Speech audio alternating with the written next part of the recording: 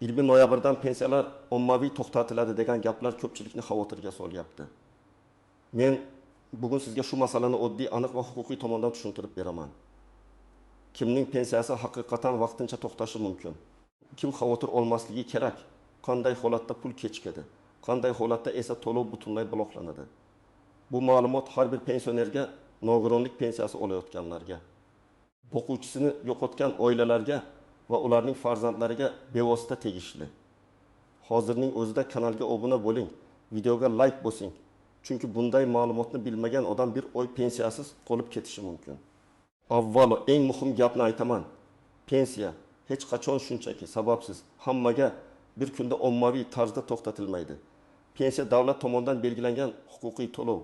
Uni to'xtatish uchun aniq asos bo'lishi kerak. Lekin amaliyotda shunday holatlar bo'ladiki, pensioner menga pensiya kelmadi deydi. Qo'shnisi hammaniki to'xtabdi deydi. Qarindoshi 20 noyabrdan yangi tartib chiqibdi deydi. Aslida esa muammo ko'pincha hujjat, bank kartasi, yashash joyi, tiriklik holatini tasdiqlash, nogironlik muddati, chet elga chiqish yoki ortiqcha to'lov bilan bog'liq bo'ladi. Oldin qanday edi? Oldin pensioner pensiyasini ko'pincha pochta orqali naqd pulda olardi yoki bank kartasiga tushardi. Ayrim ma'lumotlar qo'lda tekshirilar, ko'p narsa pensionerning o'zi olib kelgan hujjatlariga bog'liq bo'lardi. Masalan, nogironlik muddati tugagan bo'lsa ham ma'lumot kechikib borishi mumkin edi. Yoki odam vafot etgan bo'lsa, lekin tizimda bu ma'lumot vaqtida ko'rinmasa, pensiya yana bir muddat hisoblanib ketishi mumkin edi. Keyin davlat bunday ortiqcha to'lovlarni qaytarishga majbur bo'lardi. Hozir nima o'zgardi? Hozir davlat organlari o'rtasida ma'lumot almashinuvi kuchaygan. Fuqarolik holati dalolatnomalari, migratsiya, tibbiy, ijtimoiy ekspertiza, bank tizimi, manzil ma'lumotlari, nafaqa va pensiya bazalari bir-biri bilan ko'proq solishtiriladi. Bu nimani anglatadi? Agar tizimda biror nomuvofiqlik chiqsa, masalan, pasport ma'lumotlari yangilanmagan bo'lsa, nogironlik muddati tugagan ko'rinsa, bola 12 yoshga to'lgan bo'lsa, o'quvchisini yo'qotganlik bo'yicha hujjat yangilanmagan bo'lsa, kartada muammo bo'lsa, pensiya to'lovi vaqtincha ushlab turilishi mumkin. Odamlar mana shuni ommaviy to'xtatish deb tushunib qolishadi. Aslida 20 noyabrdan hamma pensiya to'xtaydi degan gapni ehtiyotkorlik bilan qabul qilish kerak. Men mutaxassis sifatida har doim aytaman. Bunday xabarni eshitsangiz, avval rasmiy manbani tekshiring. Pensiya jamg'armasi, Ijtimoiy himoya milliy agentligi, yagona interaktiv davlat xizmatlari portali, mahalla mas'ullari yoki bankdan aniq ma'lumot oling. Telegramdagi noma'lum kanallar qo'shni aytgan gap audio xabar yoki tanishim ishlaydi degan gap huquqiy asos bo'la olmaydi.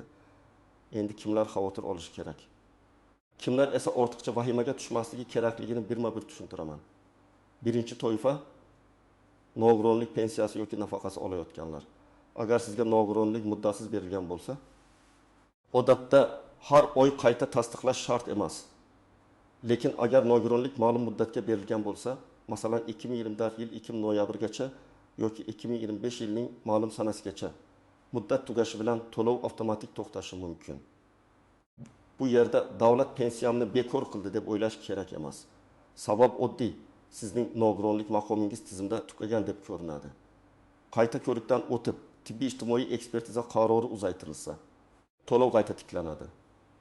Masalan, Anvar aka 2 guruh nogironlik pensiyasini oyga 1 million 200 ming so'm olayotgan bo'lsin. Uning nogironlik muddati 18 noyabrda tugagan. U esa hali vaqt bor deb hujjat topshirmagan. 20 noyabrdan keyingi to'lov ro'yxati shakllanganda tizimda u nogiron sifatida ko'rinmaydi. Natijada dekabr oyida pul tushmaydi. Anvar aka bankka boradi, bank bizga pul kelmagan deydi. Pensiya bo'limiga borsa, nogironlik muddati tugagan deyishadi. Demak, muammo bankda emas, hujjatning o'zida. Ikkinchi toifa o'quvchisini yo'qotganlik pensiyasi olayotgan oilalar. Bu pensiya ko'pincha voyaga yetmagan farzandlarga, ayrim hollarda kunduzgi ta'limda o'qiyotgan talabalarga beriladi. Bola 15 yoshga to'lsa, to'lov avtomatik qayta ko'rib chiqiladi. Agar u kunduzgi bo'limda o'qiyotgan bo'lsa, o'qish joyidan ma'lumotnoma taqdim etilishi kerak bo'lishi mumkin. Agar ma'lumotnoma vaqtida kiritilmasa, pensiya to'xtab turadi. Masalan, Dilnoza opaning turmush o'rtog'i vafot etgan. 2 farzandiga boquvchisini yo'qotganlik pensiyasi tayinlangan. Katta o'g'li 18 yoshga to'ldi va kollej yoki universitetning kunduzgi bo'limiga kirdi. Agar o'qish haqidagi ma'lumot tizimda ko'rilmasa yoki hujjat topshirilmasa, o'sha farzand ulushi to'xtatilishi mumkin. Bu butun oila pensiyasi bekor bo'ldi degani emas. Balki aynan huquqi tasdiqlanmagan shaxs bo'yicha to'lov vaqtincha ushlab turiladi. 3-toifa. Pasport yoki ID karta ma'lumotlari o'zgargan pensionerlar. Ko'pchilik buni ahamiyatsiz deb o'ylaydi. Men 10 yildan beri pensiya olyapman. Pasportni almashtirsam nima bo'ladi deydi. Lekin bank kartasi eski pasport ma'lumotiga ulangan. Pensiya bazasida boshqa ma'lumot, bankda boshqa ma'lumot bo'lsa, to'lov kechikishi mumkin. Ayniqsa ism familiyada harf xatosi, tug'ilgan sana xatosi. JSHSH raqamida nomuvofiqlik bo'lsa, tizim pulni o'tkazishda xatolik beradi. Masalan, O'ktam aka eski pasportini ID kartaga almashtirdi. Bankka borib ma'lumotini yangilamadi. Pensiya tizimida yangi hujjat ko'rindi. Bankda esa eski seriya raqam qoldi. To'lov kuni pul tushmadi. U pensiyam to'xtadi deb xavotirga tushdi. Aslida esa bankdagi mijoz ma'lumotlarini yangilash kerak edi. Bir ariza ID karta nusxasi, telefon raqamini tasdiqlash orqali muammo hal bo'lishi mumkin. 4-toifa chet elga uzoq muddatga ketgan pensionerlar. Bu juda nozik masala. Pensioner chet elga chiqsa, pensiya avtomatik ravishda darhol bekor bo'ladi degan gap hamma holatda to'g'ri emas. Lekin ayrim to'lovlar uchun yashash joyi, doimiy ro'yxat, tiriklik holati, vakil orqali olish tartibi muhim. Agar odam uzoq vaqt mamlakatda bo'lmasa, pensiya organi uning holatini aniqlashtirishni so'rashi mumkin. Agar pensioner tirikligini, huquqi saqlanib qolganini, vakil hujjatlar to'g'riligini tasdiqlamasa, to'lov vaqtincha to'xtashi ehtimoli bor. Masalan, Komil buva farzandlari yo'niga Rossiyaga ketgan. Pensiyasi O'zbekistondagi kartaga tushib turgan. Karta muddati tugagan, bank mobil ilovasi ishlamayapti. Ishonchnoma muddati ham o'tgan.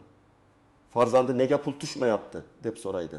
Bunda pensiya bekor qilingani shart emas, balki kartani yangilash, ishonchnomani rasmiylashtirish. Zarur bo'lsa konsullik orqali hujjat yuborish kerak bo'ladi. 5-toifa ortiqcha pensiya to'lovi aniqlanganlar. Ba'zan odamga bir necha oy noto'g'ri ko'proq pul to'langan bo'lishi mumkin. Sabablari turlicha. Ish staji noto'g'ri hisoblangan, oylik ma'lumotda xato bo'lgan, vafot etgan shaxs nomiga to'lov davom etgan, nogironlik muddati tugaganidan keyin ham pul o'tgan, boquvchisini yo'qotgan, farzand huquqi tugagan bo'lsa ham to'lov davom etgan. Keyin tekshiruvda ortiqcha summa chiqadi. Davlat organi bu pulni qaytarishni talab qilishi yoki keyingi to'lovlardan ushlab qolishi mumkin. Masalan, bir pensionerga oyiga 1.800.000 so'm o'rniga xatolik sabab 2.100.000 so'm tushib turgan. Farq 300.000 so'm. Bu holat 10 oy davom etsa, ortiqcha to'lov 3 million so'm bo'ladi. Keyin tizim buni aniqlasa, nega to'xtatdinglar degan savol tug'iladi. Aslida to'lov to'liq to'xtatilmasligi ham mumkin, lekin ma'lum qism ushlab qolinishi ehtimoli bor. Shuning uchun pensiya miqdori keskin oshib ketsa yoki tushuntirishsiz o'zgarsa, darhol aniqlashtiring. Kimlar xavotir olmasligi kerak? Agar siz yoshga doir pensiya olayotgan bo'lsangiz, pasport ma'lumotlaringiz to'g'ri bo'lsa, bank kartangiz faol bo'lsa, yashash joyingiz bo'yicha ma'lumotlarda muammo bo'lmasa, sizning pensiyangiz sababsiz to'xtatilmaydi. Shuningdek, har oy pensiya olib kelayotgan pochtachi kelmasa ham, bu darhol pensiya bekor bo'ldi degani emas. Ba'zan pochta jadvali o'zgaradi. Bank to'lovlarida texnik kechikish bo'ladi. Bayram yoki dam olish kunlari sabab o'tkazma kechroq tushadi.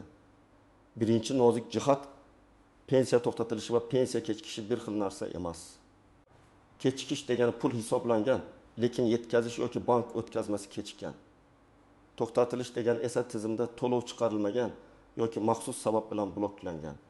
Agar bank kartangizga pul tushmagan bo'lsa, avval bankdan pensiya o'tkazmasi kelganmi yoki yo'qmi deb so'rang. Agar bank kelmagan desa, pensiya organiga murojaat qiling. Agar bank kelgan, lekin karta bloklangan desa, muammo bank kartasida. Ikkinchi nozik jihat, karta muddati. Ko'pchilik pensionerlar kartaning oldida yozilgan oy va yilga e'tibor bermaydi. Masalan, kartada M124 deb yozilgan bo'lsa, karta 2024 yil noyabr oyidan keyin ishlamasligi mumkin. Pensiya hisoblangan bo'lsa ham. Karta faol bo'lmasa, puldan foydalana olmasligingiz mumkin. Shuning uchun aynan 20 noyabr atrofida karta muddati tugayotgan pensionerlar ko'p bo'lsa, odamlar buni 20 noyabrdan pensiya to'xta deb tushunishi mumkin. Uchinchi nozik jihat, ishonchnoma orqali pensiya olish. Agar pensioner yura olmasa, kasal bo'lsa yoki chet elda bo'lsa, qarindoshi ishonchnoma bilan pensiyani olishi mumkin. Lekin ishonchnomaning muddati notarial tasdiqlanganligi, bank yoki pochta tomonidan qabul qilinishi muhim. Ishonchnoma muddati tugagan bo'lsa, qarindosh meni tanishadi-ku deb pul ola olmaydi. Bu ham pensiya to'xtadi degani emas. Hujjat muddati tugagan degani. 4-nozik shart vafot etgan shaxs nomiga tushgan pensiya. Men buni alohida ogohlantirib aytaman. Agar pensioner vafot etgan bo'lsa, uning kartasidan keyingi oylar pensiyasini yechish katta muammo keltirishi mumkin. Chunki bu pul meros tartibi, dafn puli, oxirgi oy to'lovi kabi alohida qoidalar asosida rasmiylashtiriladi. Qarindoshlar karta parolni bilamiz deb pulni yechib olsa, keyin ortiqcha to'lovni qaytarish talabi kelishi mumkin. Eng to'g'ri yo'l vafot holatini rasmiylashtirish, tegishli organlarga murojaat qilish va qonuniy tartibda olish. 5-nozik jihat vaqtincha ro'yxat va doimiy yashash manzili. Pensioner boshqa viloyatga ko'chsa, farzandining uyida yashasa, doimiy propiska o'zgarsa yoki manzil bazasida xato bo'lsa, to'lov bo'yicha savollar paydo bo'lishi mumkin. Ayniqsa pochta orqali oladiganlar uchun manzil juda muhim. Agar pensioner Toshkentda yashab, pensiya hujjatlari viloyatda qolgan bo'lsa, pochtachi uni eski manzilda qidiradi. Keyin topilmadi degan holat bo'ladi. Bu ham to'lovning kechikishiga sabab bo'ladi. 6-nozik jihat ishlayotgan pensionerlar. Yoshga doir pensiya oladigan odam ishlashi mumkin. Lekin ayrim qo'shimcha to'lovlar, ustamalar yoki ijtimoiy nafaqalar uchun daromad, bandlik holati, mehnat shartnomasi ahamiyatli bo'lishi mumkin. Masalan, kam ta'minlangan oilaga beriladigan yordam bilan pensiyani aralashtirib yubormaslik kerak. Pensiya boshqa, ijtimoiy nafaqa boshqa. Ba'zan odam pensiyam to'xtadi deydi. Aslida pensiya emas. Oilaviy nafaqa yoki moddiy yordam to'xtagan bo'ladi. 7-nozik jihat hujjatdagi bitta harf xatosi ham katta muammo qiladi. Masalan, Shokir o'rniga Shakir, Gulchehra o'rniga Gulchehra. Tug'ilgan sana 1958 yil emas 1959 yil kiritilgan bo'lsa, tizimda moslik chiqmasligi mumkin.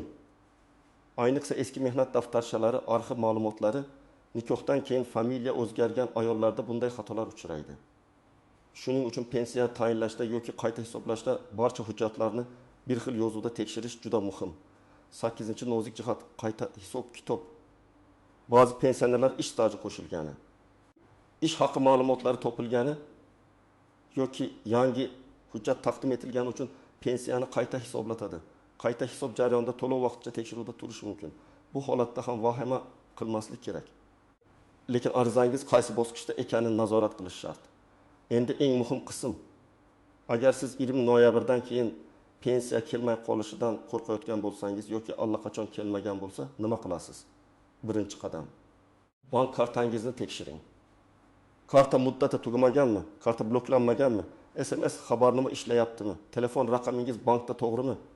PIN kod xatolari sabab karta yopilmaganmi? Qarzdorlik yoki sud ijrosi sabab hisob raqamiga cheklov qo'yilmaganmi? Shularni aniqlang. Banka borganingizda pensiya kelmadi deb umumiy aytmang. Aniq so'rang. Mening hisob raqamimga pensiya tashkilotidan o'tkazma kelganmi? Agar kelgan bo'lsa, nega hech olmayapman? Agar kelmagan bo'lsa, yozma yoki og'zaki ma'lumot bering. Ikkinchi qadam. Pensiya jamg'armasi bo'limiga yoki tegishli ijtimoiy himoya organiga murojaat qiling. O'zingiz bilan ID karta yoki pasport, pensiya guvohnomasi bo'lsa, o'sha hujjat, bank karta rekvizitlari, telefon raqamingiz, agar nogironlik bo'lsa, tibbiy ijtimoiy ekspertiza ma'lumotlari. Agar boquvchisini yo'qotganlik bo'lsa, farzandlarning tug'ilganlik guvohnomasi va o'qish joyidan ma'lumotnoma olib boring. Murojaatda bitta narsani aniq yozing. Menga tayinlangan pensiya to'lovi qaysi sababga ko'ra to'xtatilgani yoki kechikayotganini yozma ravishda tushuntirib berishingizni so'rayman. 3-qadam, agar nogironlik muddati tugayotgan bo'lsa, oxirgi kunga qoldirmang. Tibbiy hujjatlaringizni oldindan tayyorlang. Poliklinika xulosalari, shifoxona epikrizlari, analizlar, tashxislar, davolanish varaqalari, reabilitatsiya bo'yicha hujjatlar. Agar qayta ko'rik muddati 20 noyabrga yaqin bo'lsa, 20 noyabrni kutib o'tirmang. Chunki hujjat kech topshirilsa, keyingi to'lov sikliga ulgurmasligi mumkin. 4-qadam. Boquvchisini yo'qotganlik pensiyasi bo'yicha farzandingiz 10 gacha yoshga to'lgan bo'lsa, o'qish joyidan ma'lumotnoma oling. Ma'lumotnomada farzandning FIH tug'ilgan sanasi, ta'lim muassasasi nomi, kunduzgi bo'limda o'qiyotgani, kursi va o'qish muddati aniq yozilgan bo'lishi kerak. Agar farzand sirtqi yoki kechki ta'limda o'qisa, ayrim holatlarda pensiya huquqi saqlanmasligi mumkin. Buni albatta joyidagi mutaxassisdan aniqlang. 5-qadam, pasport yoki ID karta almashtirgan bo'lsangiz, bankka ham, pensiya organiga ham ma'lumotni yangilang. Davlat biladi-ku deb o'ylamang. Ko'p ma'lumotlar avtomatik almashadi, lekin amaliyotda kechikish, texnik xato, eski rekvizit, noto'g'ri telefon raqam sabab muammo chiqadi. Ayniqsa familiyangiz nikoh yoki ajrim sabab o'zgargan bo'lsa, barcha hujjatlarni bir xil holatga keltiring. 6-qadam, agar siz chet elda bo'lsangiz, yaqinlaringizga og'zaki topshiriq berish bilan cheklanmang. Ishonchnoma rasmiylashtiring. Ishonchnoma muddati vakilning huquqlari aynan pensiya olish, bank operatsiyalarini bajarish, hujjat topshirish vakolati yozilgan bo'lsin. Kerak bo'lsa, O'zbekiston konsulligi orqali hujjatlarni tasdiqlash tartibini o'rganing. 7-qadam, og'zaki javob bilan cheklanib qolmang. Agar sizga pensiyangiz to'xtagan deyishsa, sababini so'rang.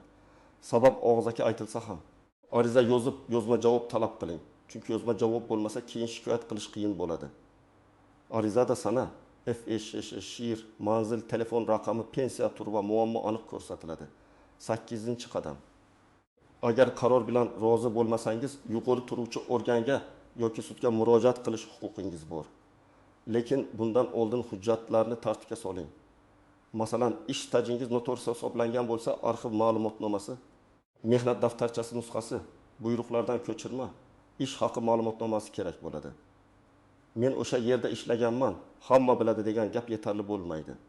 Pensiya masalasida har bir yil, har bir oy, ba'zan har bir hujjat hal qiluvchi ahamiyatga ega. 9-qadam, firibgarlardan ehtiyot bo'ling. 20 noyabrdan pensiyalar to'xtaydi. Men 300 ming so'mga tiklab beraman. Kartangizni menga bering, tekshirib beraman. SMS kodni ayting. Pensiyangizni ochamiz degan odamlarga ishonmang. Hech qachon bank kartangiz parolini, SMS kodni, mobil ilova kodini begona odamga bermang. Davlat organi ham, bank ham sizdan SMS kod so'ramaydi. Pensiya muammosi faqat rasmiy ariza, hujjat va vakolatli organ orqali hal qilinadi.